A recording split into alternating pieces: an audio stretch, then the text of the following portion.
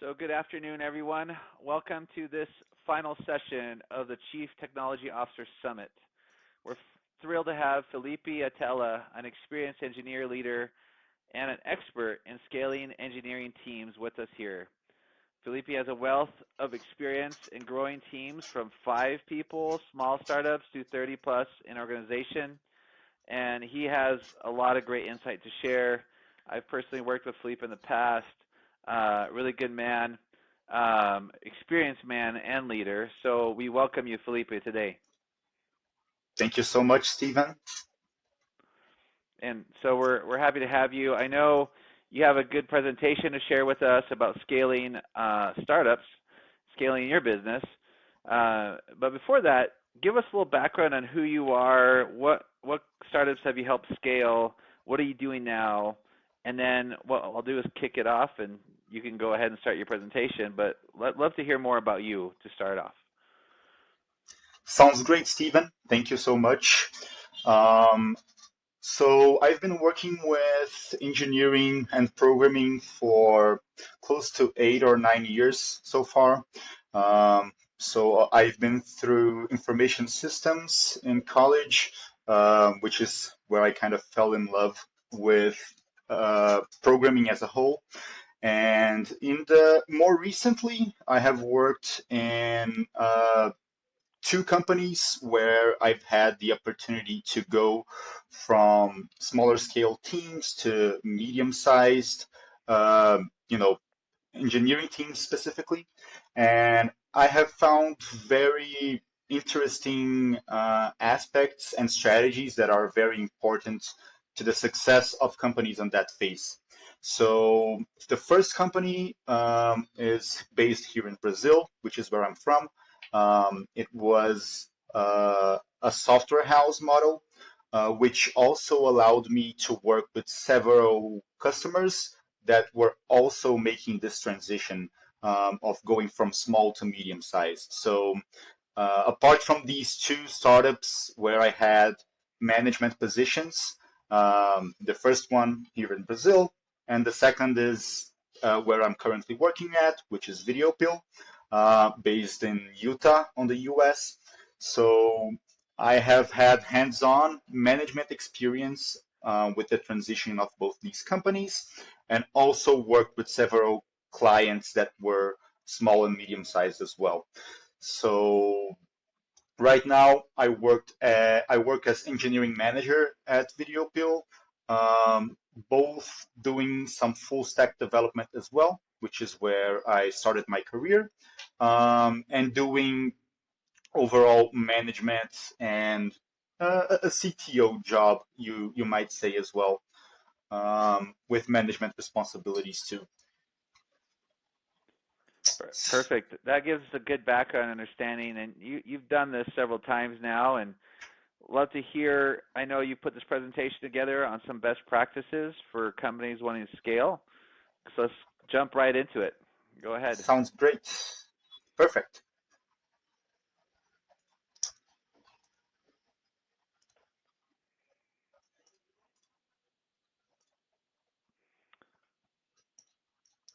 All right. Can you see the presentation properly? Yes. Great.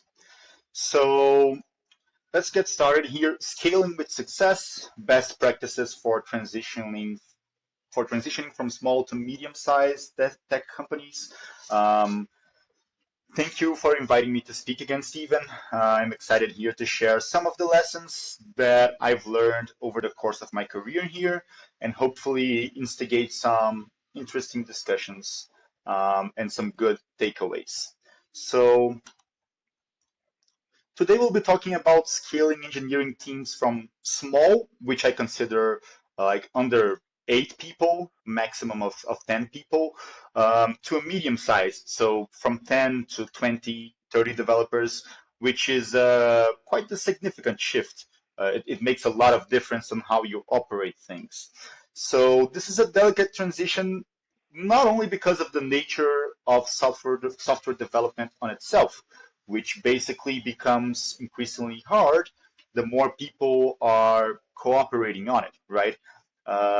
It's also because when you're scaling your engineering team and going over that mark of 10 people in a team, for example, it probably means that the business is also reaching an inflection point, right? A place where it's more important than ever that the engineering team has speed, is well organized, and can deliver on time the things that the market is requiring from the business. So if you want to keep the momentum of a growing company, it's essential that you have a well-oiled engineering team that is working well. So this is what we're going to discuss here. What is it that you want to do before on the early stages so that when you reach the phase where you have to scale, you can do it more easily. It's always going to be difficult and complicated, but following some of these rules will make it much, much easier. Um, so we will be covering the following topics here. I just want to give an overall view before we jump in. We'll start covering the importance of setting concrete patterns for the processes that you have on your day-to-day. And then consistency over complexity, how sometimes software has a tendency to become more complex over time, and we want to avoid that. Um, then we're going to talk a little bit about the role that documentation plays on all of this. Then I want to discuss a little bit of the ideal team structure for this phase, and then we'll wrap it up with a quick recap to go over what we talked about. All right, so getting started with setting concrete patterns, which is so important. So this is a phrase that I really like. The worst pattern in the planet is still better than not having a pattern at all. So unknown author here. This is something that I have learned in my day-to-day work like so many times that it's like a law to me right now. And at this point, I don't even remember who said it first. I just know that it's one of the most important laws to follow in software development. So especially as developers, we are so used to trying to find the best way possible of doing something. And sometimes we just lose sight of the fact that many times it doesn't matter that much, like which is the absolute best way to do something. I would say that most of the times it doesn't matter that much, right? The difference isn't going to be that big if you do something one way or the other way. Um, and at that point, just picking a standard, a pattern, and sticking to it is just going to be much more helpful, sorry, than to trying to optimize everything as much as you can. So patterns, let's talk a little bit about why they are so great and why it doesn't necessarily matter that you're using the absolute best. So a pattern is always predictable, and predictability is just always good for business. Any business context in general, you want to be able to predict how things are going to develop. And if you have a pattern, that should be guaranteed. Secondly, it's easy to teach. So if something follows a pattern, it means that it can be documented. And if it is documented, it's easier and faster to learn, which is also really important for businesses, especially ones where there's a lot of rotation of people coming in and out, which is the case for a lot of tech companies. Third, and this one's very important, it's fast. Because if there's a pattern, you don't have to think about it, right? You don't have to consider the other options. And this is especially true in tech companies as well, because there's just so many different ways that you can do the same thing and achieve the same goal.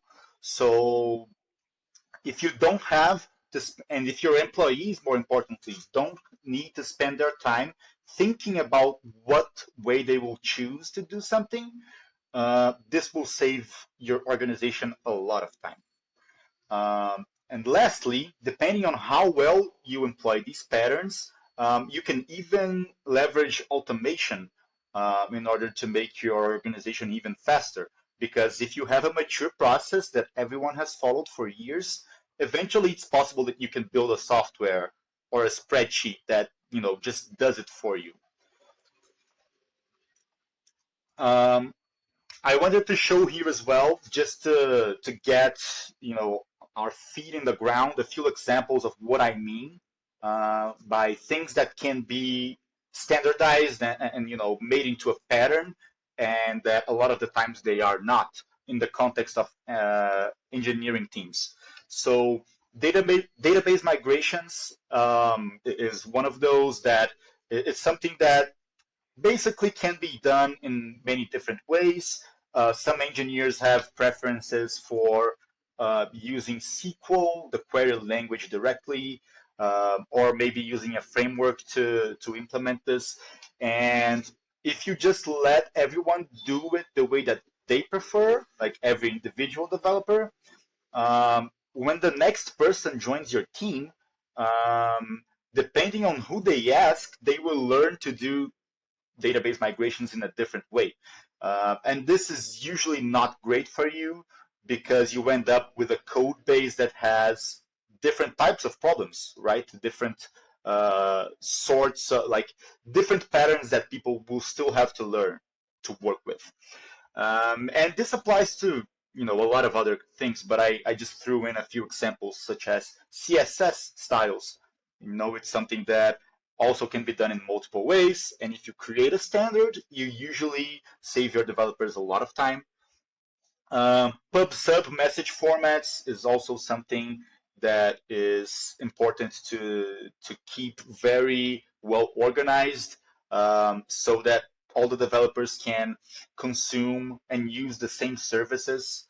Um, Automated test structures. So the list just goes on, but basically for everything that is done like repeatedly over the course of a long time, creating a pattern for it will probably pay off. All right, now to the next. I want to talk about consistency over complexity. I have another catchphrase for this one. There is nothing so useless as doing efficiently that which should not be done at all. So this is from Peter Drucker. He studies management, and wrote a bunch of business books. And this idea, I think, applies really well to technology overall. Um, and the reason behind that is because I think it just happens way too much. In my experience, the efficiency of engineering teams is usually more tied to um, things being built and then thrown away or not being used, rather than how fast you can build something that you need. So let me try to elaborate where I'm going with this. So let's face it, developers are a little bit of nerds. So usually they will want to experiment and play around with the technologies that they have access to. They absolutely love that stuff. That's what they chose to work with. And they, whenever coming in contact with a new technology, a new language or framework, a lot of them will want to understand what different things they can do with that tool, in how many different ways they can do it. It's kind of in their nature, and from my experience, if management at this point is not very specific about arbitrary technology decisions, so what I'm talking about here is like picking a language, picking a library, or picking a framework. Uh, if manage isn't giving them, hey, we need to do this because of this business reason, developers will find a way to make it cool. right? And unfortunately, 90% of the times when something is cool, it means that it's also unpredictable, not easy to teach to new employees, and as a result, it's slow. It may not, it may even like not be slow in the programming sense of it. Maybe it's efficient, but it will be slow to build on top of, right? And that is something that is crucial at the early stages. You want to move fast. Your context is changing all the time. So that's also something that I have seen so many times on my career, and something that was a big problem for me when trying to scale teams, because some decisions that we had made of choosing technologies that were not mature enough or that we didn't understand deeply enough, that always comes back to bite you if you make that decision like too harsh. So management has to manage. We need to have engineering managers that understand the business view and can pick the appropriate tool and tell that to the rest of the engineering team, rather than letting the developers themselves decide, because if you do that, there's a big chance that it leans towards like personal preference or just technicalities that are not necessarily applicable, because we need to remember that even though um, we need to build services that are able to scale and grow, most companies don't reach a space where they need like super robust infrastructure. So most of the times, building simple software systems will get the job done, at least until your company has the funds to bring in, hundreds of developers and then use like build a microservice architecture or something that is far more sophisticated when it is actually needed, right? So speed is everything, as I was saying. Early on, it's important to be able to adapt fast. And with this in mind, the engineering managers need to pick what their team knows, what can be developed and created fast, and can be adapted when needed. Um, so one real world example that I think is like the most important when it comes to this lesson of consistency and complexity, because this is also something that I have seen so many times. An outdated quote unquote technology such as Laravel, which is a PHP framework that has some history already, it can work much better than a new framework from the JavaScript ecosystem, for example. Um, it just depends on how you use it, how you're going to apply it to your context, right? So this is very important that we start like making these judgment calls of like, hey, this is 10 years old, so it must be bad. Because 10 years also means that it has a lot of businesses running on that technology. It means that there's a community of people that has worked for it for 10 years. So there are a lot of upsides there that sometimes especially for younger developers, they might not see it like this.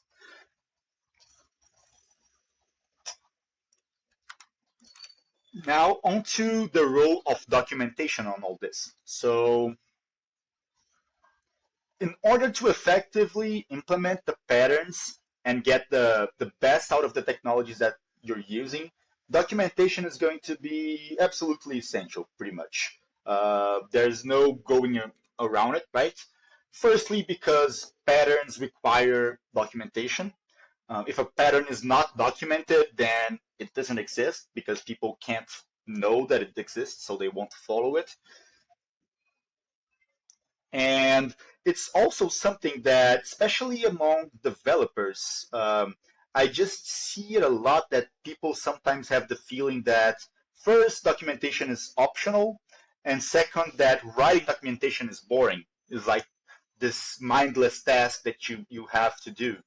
And in my opinion, this is one of the most important things you need to do and try to influence in your company culture, which is moving away from this idea that documentation is useless, and instead try to let people know that it should be part of the task that they're doing. Like changing this view of documentation so that it's actually a part of what you're doing. Everything you do, you need to document it. Otherwise, you will spend more time in the future trying to remember stuff where you just should have written it down in the first place. So, as well as including this sort of culture that it's part of what you have to deliver, the documentation. Another important aspect is going to be information management, which is something that's also overlooked very often.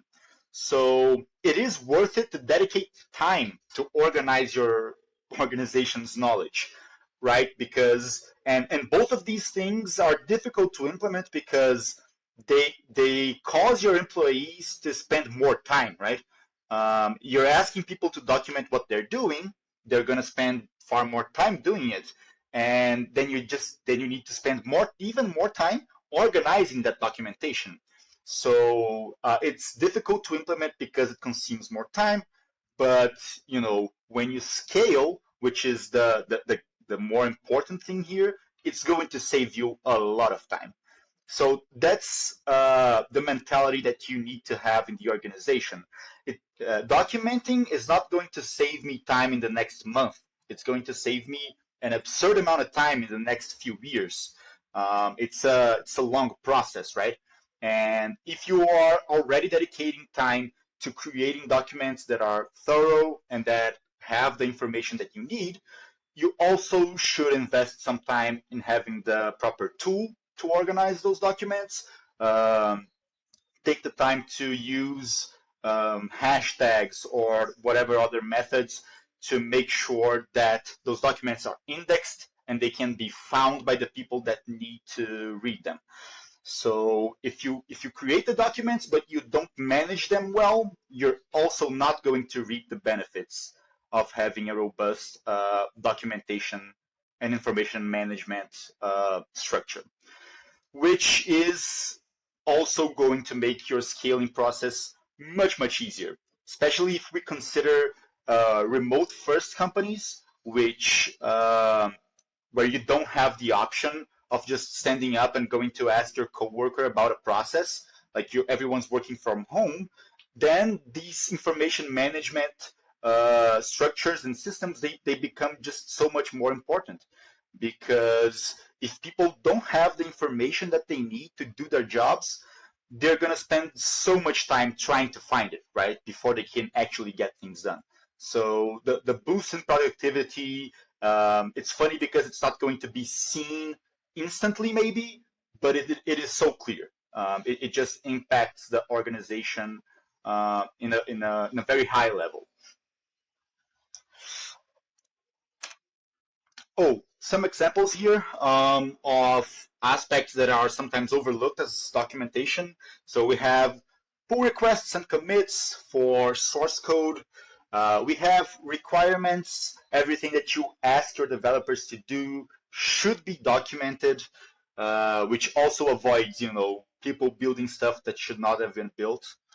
Architectural decisions, coding style decisions, how you built a certain feature, and even manual processes that you're going to have to ask people to do frequently. All of those things should be documented and will save you time if they are done properly. All right, to our last point now, and a last piece of um, advice or orientation that I think makes teams be better prepared to scale up. So early stages defines the team. So this statement is a little bit, it is strong, and I'm definitely not trying to say that things cannot change after the first year or two that a company has with a technical team.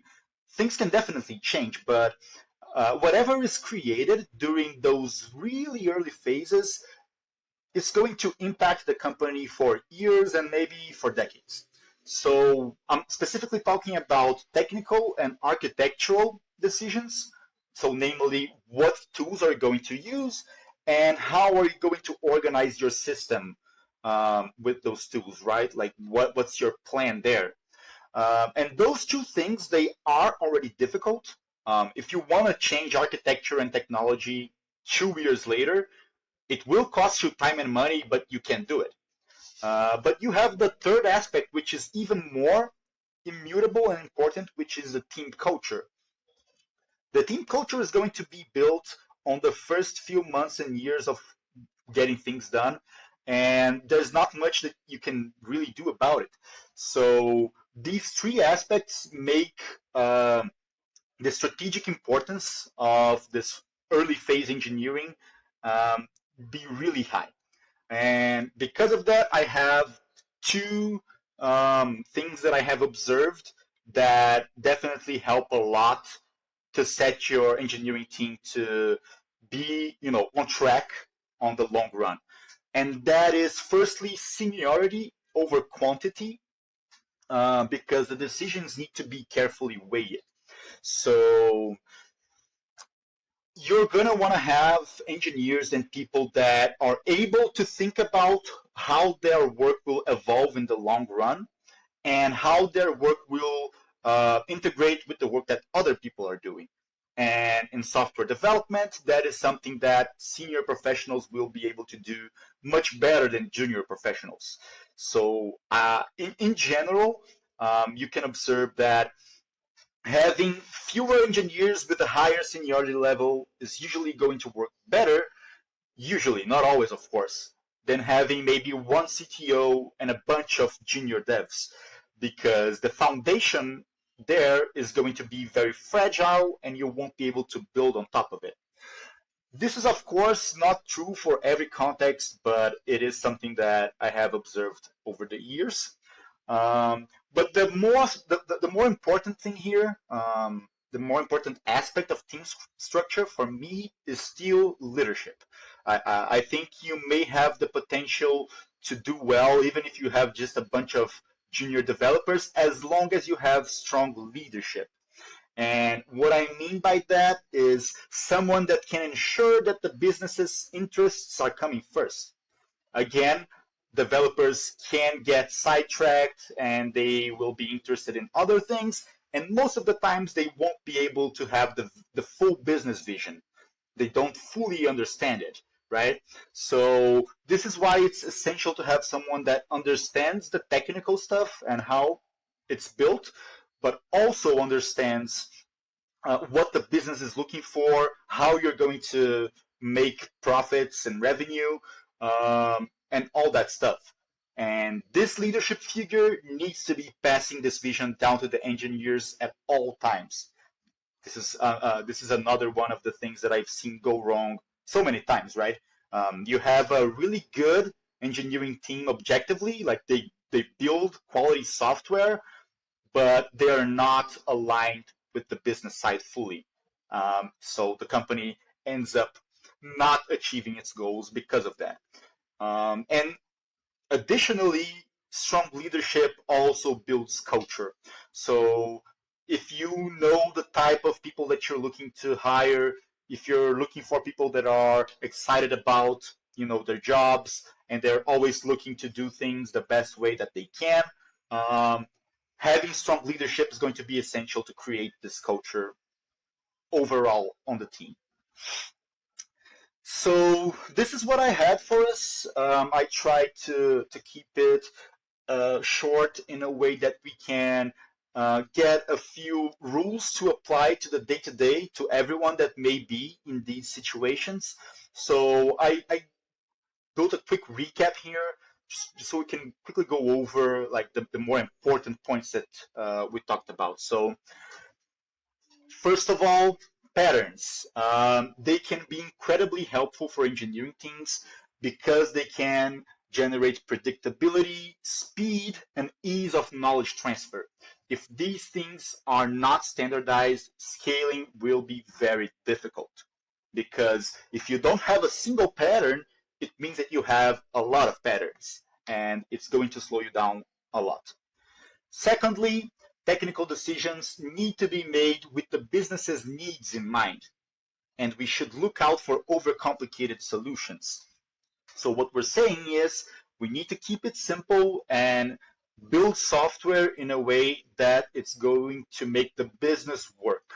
And be careful to not let the views and opinions of individual developers uh, take over the business goals. Third, documentation. It is a means to implement patterns and um, make sure that the knowledge is well managed within an organization. So if you're planning on scale, you should spend time on documenting and organizing your documentation. Fourth, early engineering teams should strive for a strong leadership figure and teams that have the highest possible seniority, because the strong leadership figure will be able to create a strong culture and will be able to pass the business vision down to the engineers, which is essential for the success of the organization. And usually having more senior professionals on the early stages works a little bit better because it allows you to make decisions that will make sense in the long run rather than just for the context in which they were made. So yes, this is what I wanted to talk to you guys about. Um, and yeah, That this has been great, Felipe. I very impressed. Um, those four pieces of advice are excellent for companies looking to scale. And if you had to say, you know, um, okay, there's a lot you shared with me, Felipe. Now, if engineering managers like or a CTO, where would you start? Considering we have a lot of product features we're working on, right? So we're already overburdened with lots of things we're doing. Um, what are the key advice that you have for where do I start when I already have a lot of things I'm doing? that is a very good question because it's common that you don't have enough workforce to solve everything that you need to solve.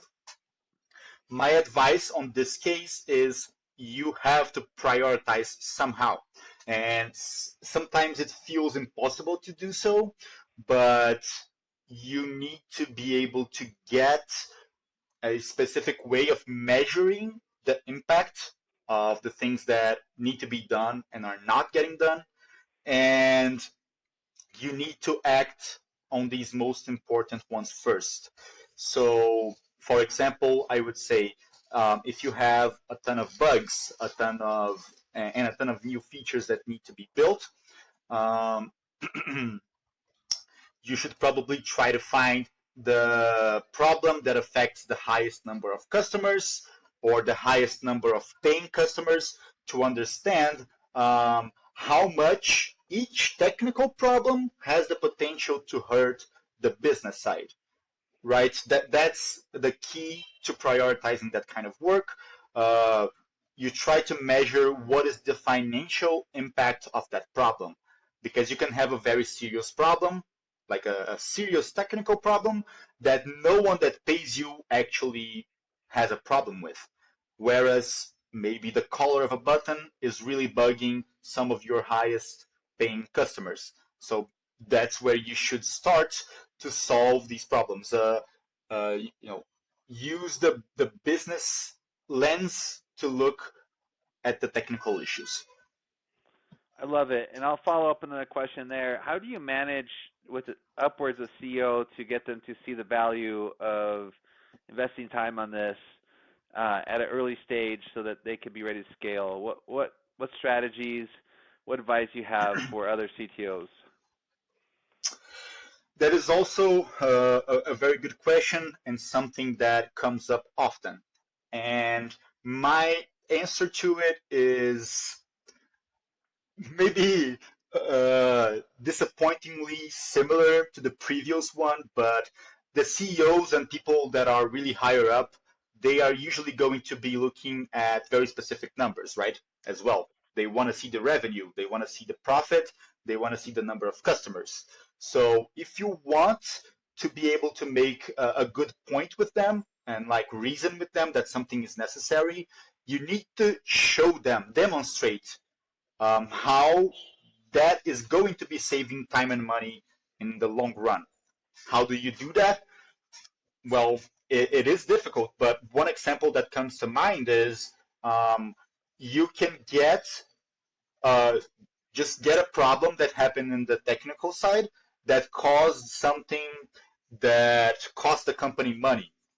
And then you're going to demonstrate that if you had documentation, if you had a pattern, that problem would never have happened. And now you're spending 15 hours of engineering effort to fix something that would not have happened in the first place. So I think that's the path that needs to be taken. You need to demonstrate that investing now is going to pay off later, but you need to speak this, the business language, the CEO's language, right? And talk in terms of revenue, in terms of number of customers, and don't get too caught up with the specifics of that technicality that you want to invest some time in. That's great advice. Great advice. And would you give any advice for companies that are increasing in-house or offshore? Or would you give any additional advice in regards to would you modify things on these 4 points? Would you accelerate different things? How would you what advice would you give to someone outsourcing it offshore versus just keeping it in-house? Yes, that's very interesting as well. Um, I will start discussing the in-house team possibility. I would say that most of what I have discussed here um, has been a bit more tailored to in-house teams. But I have very significant experience with both. The first company that I mentioned was an outsourcing company on itself, right? So when you're outsourcing, it's a little bit delicate because there are multiple types of companies and partners to work with, right? So some of them, they are selling the coding hours on itself, and others are going to try to be a little bit more strategic. So I would say that if you're working with partners that you want to continue to work with, like long term, um, everything that I mentioned here also applies if you're working with an outsourced team. And maybe one thing that I would adjust is that it becomes even more important to have strong leadership if you're outsourcing. I just think that if you are going to outsource most of your software development, it's just really important that you have a CTO you trust to make that bridge. And then that person is going to make the decision of, hey, am I going to work with these people that I'm outsourcing this work with for a long time? Or am I just trying to build a minimum viable product, get some investment, and start building my in-house team? Because if that's the case, and that's a completely valid approach, I would say sometimes it's even more. I would say sometimes it's even smarter than anything else. That just get an outsourced team to build out a minimum product just to validate your idea. If that's what you're doing, which means you're like on the stage zero of like building a tech company, I would say that some of the things here do not apply because you're not looking at the future at all yet. You're just trying to validate your idea. And if that's what you're doing, you're just hacking something together to show to some investors and see if it gains traction, then it actually does not make a lot of sense to spend time documenting stuff, and it doesn't apply so much that you need these patterns because at the end of the day, it's likely that you may start over very soon. Or even it could be likely that you will want to pivot your product and change it a little bit, right? So at that point, investing in patterns and documentation is not going to be worth it. But just to recap and make sure that I'm being perfectly clear about this point, um, patterns and documentation is not as important when you're at stage zero. What is stage zero? You're just trying to build a product to validate an idea, to make sure that there is a customer base, there is a market share, and that you can really go after it. But if you already know what you're doing, if you already have a structured company and all that, then the all these things that I mentioned here, they will apply even with an outsourced engineering team. That is very helpful. Any last parting words you have? I mean, number one, the session was great. I think you took a lot of time to document what a CTO engineering manager needs to think about as they're scaling their company. Um, you went into detail, gave us some great examples. You're very clear, very precise, concise. I mean, kudos to you for your leadership. I imagine you must be running technology teams impeccably here. Give a good advice. Any additional advice you give them um, to conclude here? Yes. Yeah. I would say that keep it simple is the more important advice and key takeaway from what we're talking about here. Software is incredibly complicated already, right? Like you don't need to make it more complicated. You have to make it easier for you. I would also add something along the lines of I forgot the exact sentence, but it's another one of these laws that I follow, which is unless you do something about it, software will continue to grow in complexity and become more and more complex. You need to actively prevent it from growing into that monster. If you don't, it will happen. There's no way around it. So that goes together with the keep it simple. Like whenever you see that something is getting out of hand, it might be time to stop and ask yourself, do we really need to be doing this? Is there an easier way that we could be approaching this problem? Um, and yes, like and look at the business. At the end of the day, that's what we're here for. And I think that at this year, at this day and age, people still give developers, they still focus too much on the technology, um, and the technology should be the means to an end, right? It should be just the tool. So don't get too attached to them as well. Great advice. Great advice. You said it very well. And we appreciate you taking time, building this presentation, giving us amazing instructions.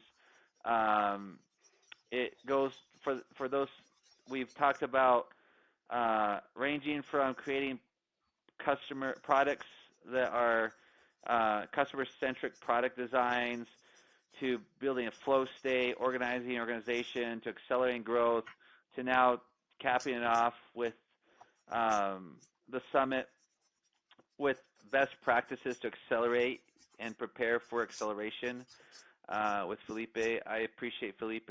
You're a good leader, very knowledgeable. Thank you for sharing your knowledge with us today. You're welcome, Stephen. Thank you. Thank you. And for those listening, this concludes our Chief Technology Officer Summit. It's been great having you. Thanks for participating. For those listening now and listening soon to be, please reach out to Felipe. Contact him if you have questions and ask for his advice as you're scaling your team. So thank you very much, everyone.